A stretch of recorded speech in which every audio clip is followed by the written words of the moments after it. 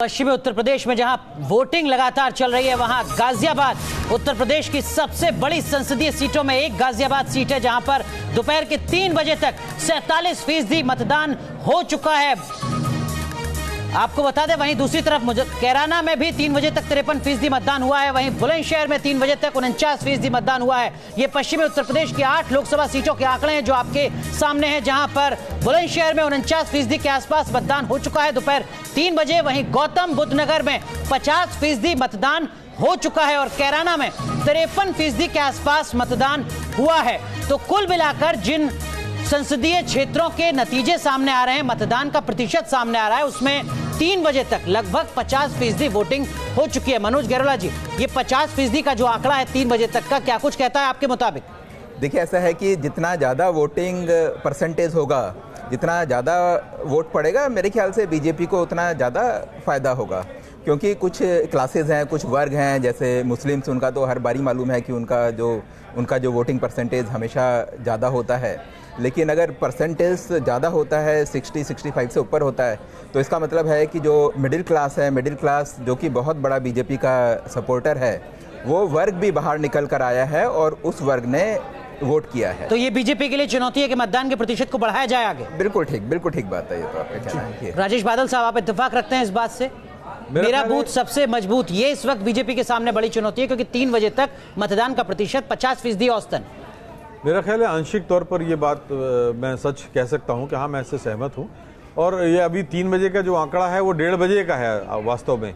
1.5 घंटे, क्योंकि 8 विधानसभा क्षेत्रों से आते हैं, वहाँ से कंपाइल करके फिर वो एक फिगर आता है जी। तो हम मान सकते हैं कि 5 बजे तक का जो फिगर है वो 7, सवा 7 तक हमारे पास आना चाहिए, जो शायद 70 के आसपास, 68 तो काफी अच्छा होगा। तो ये अगर मतदान का प्रतिशत 70% है तो काफी अच्छा। 68, 65 और 68 के आसपास तो है ही जी, ये मैं मानता हूँ। उमाकांत लखेड़ा जी, आपको लग रहा है कि अगर 70% तक अगर मतदान आज हो जाए तो फिर यहाँ जो बीजेपी की स्थिति थी वो कमजोर हो जाएगी, मजबूत हो जाएगी, क्या लग रहा है? या फिर आरएलडी की स्थिति देखिए ये जो बाहर आएगी?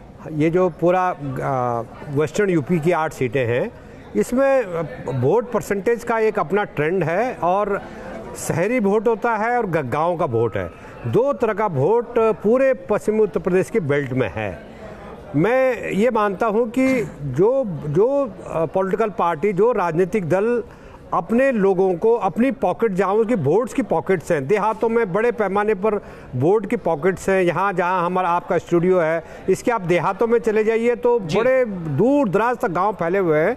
तो जो पॉलिटिकल पार्टी अपने फेवर में वोट्स मोबिलाइज कर सकती है, कर लेती है, बूथ मैनेजमेंट इसको कहते हैं। और बीजेपी का चूंकि बहुत उसके पास वर्कर्स की बड़ी फौज होती है और वो सत्ता में भी है, केंद्र में भी है, राज्य में भी है, उसके पास साधन है, संसाधन है, घोड़ा गाड़ी सारे अवेलेबल है। तो मुझे लग रहा है कि वहाँ ज़्यादा मोबिलाइजेशन होता है। और दूसरा वोट पैटर्न का ये भी होता है कि एक तो लोग दूसरे को हराने के लिए आते हैं कि भाई वो ना जीत जाए, इसलिए चलो फटाफट, और ये या लोग जिताने को आते हैं। लेकिन जब लहर होती है, क्योंकि आज कोई लहर नहीं आज की तारीख में। लेकिन मनोज गैरोला साहब, मतदान का प्रतिशत क्या कुछ कहता है? इसको लेकर बहुत सारे मिथक भी हैं। यह भी कहा जाता है कि ज्यादा अगर मतदान का प्रतिशत रहा है तो इसका मतलब सत्ताधारी दल को बाहर करने की कोशिश है। वहीं दूसरी तरफ मध्य प्रदेश का पिछला विधानसभा चुनाव है, जहां मतदान का प्रतिशत अपेक्षाकृत ज्यादा था, शिवराज सिंह चौहान मुख्यमंत्री बने थे। दिल्ली का उदाहरण है, मतदान का प्रतिशत ज्यादा था, अरविंद केजरीवाल आए, शीला दीक्षित चली गई। क्या मतदान के प्रतिशत को एक मिथक के तौर पर ही लिया जाए, ज्यादा या कम, इसके आधार पर नतीजों पर नहीं पहुंचा जा सकता? मनोज, देखिए, ऐसा है कि अगर हम देखें कि अगर हम दिल्ली की बात करें या तो दिल्ली में जो स्टेट गवर्नमेंट थी उस समय, उसके अगेंस्ट भयंकर एंटी इनकम्बेंसी थी। इस बारी जो चुनाव हो रहे हैं 2019 में लोकसभा के, तो मोदी के, क्योंकि अगर हम ग्राउंड में देखें तो कुछ चीज़ें हैं जहां की मोदी गवर्नमेंट फेल हो गई है, लेकिन मोदी गवर्नमेंट के अगेंस्ट जो एंटी इनकम्बेंसी की जो लहर होनी चाहिए थी, जो पिछले 2014 के इलेक्शन में कांग्रेस में जो यूपीए के खिलाफ थी, वो लहर तो आज की डेट में है नहीं। तो हम ये कह सकते हैं कि पिछली बार अगर वोटर ज़्यादा सामने आए थे तो उनका एक पर्पस था कि एक करप्ट यूपीए गवर्नमेंट को, जो कि 2G स्कैम, 4G स्कैम, कोल स्कैम, जो कि बाद में 2G स्कैम कोई साबित नहीं हुआ, ये बात की बात है, लेकिन उस समय एक जो इमेज बन गई थी, उस करप्ट गवर्नमेंट को हटाने के लिए लोग वोट देने आए थे। आज की डेट में मोदी गवर्नमेंट सरकार के खिलाफ ऐसी कोई भी बात नहीं है। जहाँ तक ये राफेल डील की बात है, राफेल डील में किसी भी ऑर्गेनाइजेशन, किसी भी सरकारी इंस्टीट्यूट, चाहे वो मंत्री हो, चाहे गवर्नमेंट हो, चाहे सुप्रीम कोर्ट हो, चाहे CAG हो, किसी ने नहीं बोला कि इसमें करप्शन हुआ है। तो वो परसेप्शन जो करप्शन का बनना चाहिए था इस गवर्नमेंट के अगेंस्ट है नहीं। दूसरी चीज़ है कि गवर्नमेंट जो नाकाम हुई है वो लोगों को रोजगार देने में हुई है, वो लोगों को और किसानों की जो समस्याएं हैं वो बहुत बड़ी समस्याएं हैं। लेकिन आश्चर्य की बात यह है कि कांग्रेस उसका जिक्र ही नहीं कर रही है। कांग्रेस रफेल बोल रही है। एक चीज का जिक्र मनोज जी, जिसका जिक्र पिछले विधानसभा के चुनाव, राज्यों के जो चुनाव हुए थे विधानसभा के, उसमें हमने खूब देखा था, EVM का जिक्र हुआ था। आज एक बयान सामने आया, एक व्यक्ति पहुंचा हुआ था जो वोट डालने के लिए, वो ये बाहर कहता हुआ निकला कि मैंने किसी और पर बटन दबाया और पर्ची किसी और की निकली। इसको लेकर संज्ञान भी लिया गया, लेकिन मुझे लग रहा है कि अभी तक ये मुद्दा राजनीतिक दलों के हाथ तक पहुंचा नहीं है, नहीं तो हाथों हाथ इसे ले लिया जाएगा। देखिए, ऐसा है कि EVM के बारे में तो बिल्कुल साफ है। जिस समय बीजेपी अपोजिशन में थी उस समय बीजेपी ने इसी को कंप्लेंट करी थी कि जो EVM है वो ठीक नहीं है। जनरली क्या होता है कि ये एक तरीके से प्रीएम्प्ट करने वाली बात है, या कि भाई अगर हम इलेक्शन हार गए तो कम से कम जिम्मेवारी डालने के लिए ये पहले से तय दलील होती है। तय है। और मैं तो बल्कि BSP MP का जो मैंने सुना, उन्होंने बोला कि मुस्लिम बहुल क्षेत्रों की EVM मशीन नहीं काम कर रही हैं। अपनी अपनी दलीलें हैं, लेकिन इन सब के बीच बागपत में RLD नेता जयंत चौधरी से बात की हमारे सहयोगी मोहित बख्शी ने। जयंत चौधरी क्या कुछ कह रहे हैं, दिखाते हैं आपको। जैन जी, चुनाव आधा दिन निकल चुका है, किस तरीके का चुनाव अभी तक महसूस हुआ है और क्या देखा है, क्योंकि लगातार घूम रहे हैं? बहुत अच्छा लग रहा है, कोई तनाव हमें नहीं है। हमने मेहनत करी है पिछले 5 साल में, चाहे वो बढ़े हुई बिजली की दरें हों, चाहे वो गन्ने का बकाया हो, चाहे वो नौजवान की बेरोज़गारी के विषय हों, जो समय पे भर्तियां होनी चाहिए थी सरकारी नहीं हुई, उसके विरोध में हम लोग लगातार बोलते आए हैं।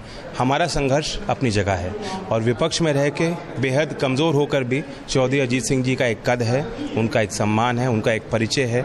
मैं समझता हूँ कि जितने लोग जो पिछले चुनाव में जिन्होंने मोदी जी को देख करके मतदान किया था, आज उन्हें ये भी एहसास है कि सरकार ने उनके लिए काम नहीं किया, वादे पूरे नहीं किए, और मैं आश्वस्त हूँ कि वो लोग उनके लिए एक मजबूत राजनीतिक विकल्प महागठबंधन है। जयंत, आप महागठबंधन की बात कर रहे हैं और विपक्षी जो हैं आपके खिलाफ परिवारवाद का आरोप लगा रहे हैं, उस पर किस तरीके से लोगों के बीच आपने डील किया है? अब देखिए, परिवारवाद की बात वो कह सकते हैं क्योंकि और कोई बात वो नहीं कह सकते, तो उनको कुछ ना कुछ कहना है। मैं इससे विचलित नहीं हूँ। मैं चाहता हूँ कि चौधरी चरण सिंह जी की जो पहचान है उसको आगे बढ़ाऊँ। मैं इस परिवार में पैदा हुआ हूँ, ये मैं इसको अपना सौभाग्य मानता हूँ। अल्टीमेटली पब्लिक काम को देखेगी, मेरे मुद्दों को देखेगी, मुझे खुद अपना परिचय देना पड़ेगा। EVM कितने सुरक्षित हैं? EVM, अब हर EVM पे VVPAT लग गया है। हमारी कुछ शंकाएं थी, विपक्ष की पार्टियों ने कोर्ट को भी अप्रोच किया था। हम चाहते थे कि ऑडिट 50% तक हो, वो कोर्ट ने नहीं माना। लेकिन आज कम से कम ये हुआ कि जो पहले एक VVPAT और EVM का जायज़ा लिया जाता था, आज हर असेंबली में कम से कम 5 मशीनों का किया जाएगा सर्वेक्षण।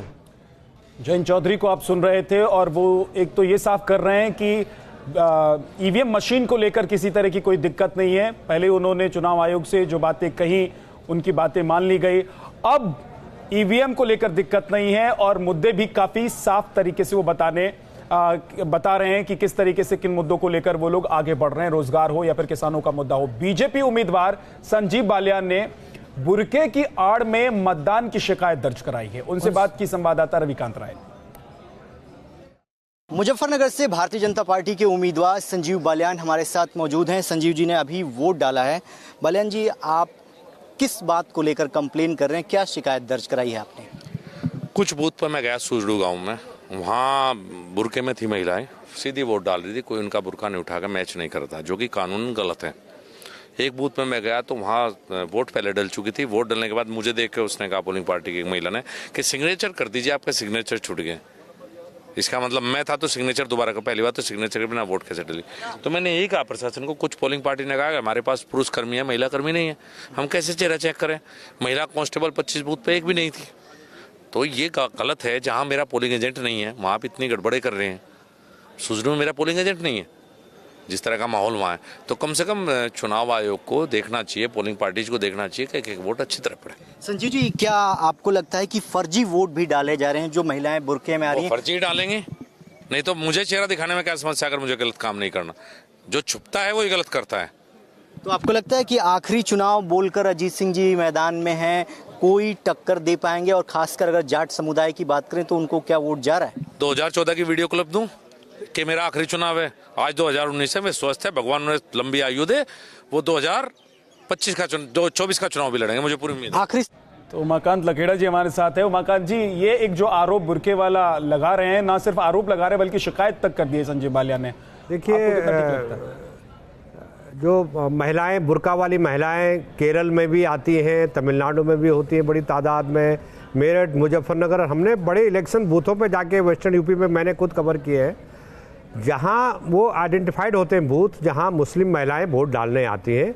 वहाँ एहतियात के तौर पर एक तो महिला जो कर्मचारी होती है, मतदान कर्मचारी, उसकी टीम में महिलाएं ठीक ठाक संख्या में होती है। नहीं, वो कह रहे हैं संजीव बालियान की ना महिला पुलिसकर्मी है ना कर्मचारी। नहीं, बिल्कुल ऐसा हो ही नहीं सकता है कि वहाँ नहीं हो। हालांकि चुनाव आयोग ने सफाई दी है और अगर ऐसा हो रहा है तो चुनाव आयोग के ये शिकायत करे वहाँ पर, और ऐसा बिल्कुल भी नहीं होता है। अगर कैंडिडेट खुद शिकायत कर रहा है तो निश्चित रूप से उसको उनकी दूसरे मामलों में शिकायत होगी कि उनको लगता होगा कि गठबंधन का कैंडिडेट है और बड़ी संख्या में मुस्लिम महिलाओं की लाइन लगी हुई है, तो ये सारा वोट जो है गठबंधन का वोट है, समाजवादी पार्टी बसपा का वोट जो है अजीत सिंह को पड़ रहा है। इसमें क्या चुनाव ऐसे ही हो सकता है कि कोई भी वोटर जाए, वोट डाल दे, वोट डाल कर आ जाए और पता ही ना चले, कोई पूछे ही ना, सवाल ना करे? देखिए, जहाँ तक फर्जी जो बात आपने जिस संदर्भ में हम बात कर रहे हैं, मुझे तो नहीं लगता कि ये संभव है।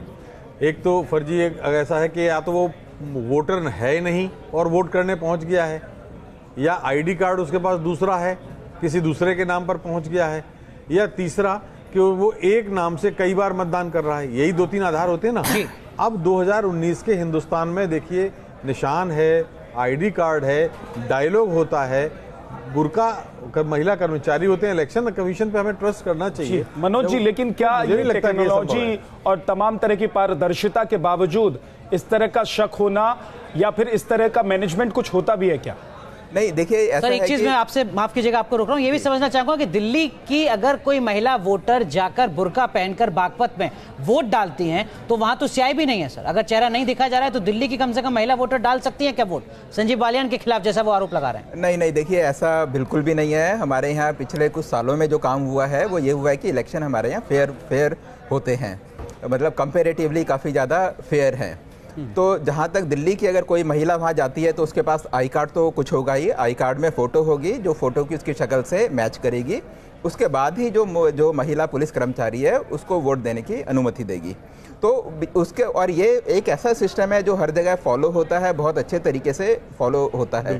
तो जैसा मैंने कहा कि संजीव बालियान जी ने अभी जैसे कहा, और उससे पहले बीएसपी के जो कैंडिडेट थे उन्होंने कहा कि ईवीएम मशीन खराब हैं, उसी तो ये थोड़ी वैसी सी ही बात है कि ये पहले ही अपनी हार की जिम्मेवारी किसी एक ऐसी चीज़ पर देना चाहते हैं, अगर इन्हें लगता है कि इनकी स्थिति थोड़ी कमज़ोर हो रही है, ताकि अगर बाई चांस की कल हार भी हो जाए तो ये बोल सके कि नहीं साहब, ये बड़ी मात्रा में फर्जी मतदान हुआ। लेकिन मेरे को लगता नहीं कि अब टेक्नोलॉजी इतनी ज़्यादा इम्प्रूव हो चुकी है, आइडेंटिटी आधार कार्ड भी बन गए हैं, और उसके बाद जितने भी आइडेंटिटी कार्ड हैं उसमें हर इंसान की आइडेंटिटी यहाँ है, और ईवीएम मशीन भी जो है वो सारी फुल प्रूफ ईवीएम मशीन्स हैं। उसके बाद हमारे यहाँ इलेक्शन बिल्कुल। तो आप कह रहे हैं कि इस तरीके के आरोपों में कोई दम नहीं है, लेकिन अपनी अपनी दलीलें उम्मीदवारों की हैं। क्या कुछ इन दलीलों का आधार है? तो चुनाव आयोग मतदान में बुजुर्गों की मदद के लिए बड़े बड़े दावे करता है, लेकिन उनकी दावे की हकीकत क्या है, ये जानने के लिए न्यूज नेशन संवाददाता अभिषेक पांडे की रिपोर्ट देखिए। वरिष्ठ नागरिकों को आखिर किस तरह की सुविधा दी जा रही है, इसका भी एक जायजा हम लेने यहाँ पर आए हैं। बुजुर्ग नागरिक हैं, यहाँ पर पहुँचे हैं, खुद व्हील चेयर लेके जा रहे हैं। ये आप किसके लिए लेके जा रहे हैं? मिसेस के लिए। तो आप लोग वोट देने आए हैं? हाँ, वोट लेने। तो यहाँ ये फैसिलिटी तो दी गई है, लेकिन मैं देख रहा हूँ ये काम आपको करना पड़ रहा है। बेशक आप कर सकते हैं, लेकिन आपको नहीं लगता कि कोई अटेंडेंट भी होना चाहिए चुनाव आयोग की तरफ से, जिला प्रशासन? They should have attendant, even they should have water arrangement. They don't have the water arrangement for drinking. मतलब पानी पीने का भी कोई इंतजाम नहीं है। हमने दरोगा और इनसे रिक्वेस्ट की है, but they don't have officially any arrangement. Sir, यहाँ पर अगर कोई हैंडीकैप्ड आ रहा है या फिर जैसे दिव्यांग हम कहते हैं, दिव्यांग लोगों के लिए या बुजुर्ग लोगों के लिए जो चल नहीं पाते, उनके लिए व्हीलचेयर की व्यवस्था तो है, लेकिन खुद इसको ले जाना पड़ रहा है, कोई अटेंडेंट नहीं है।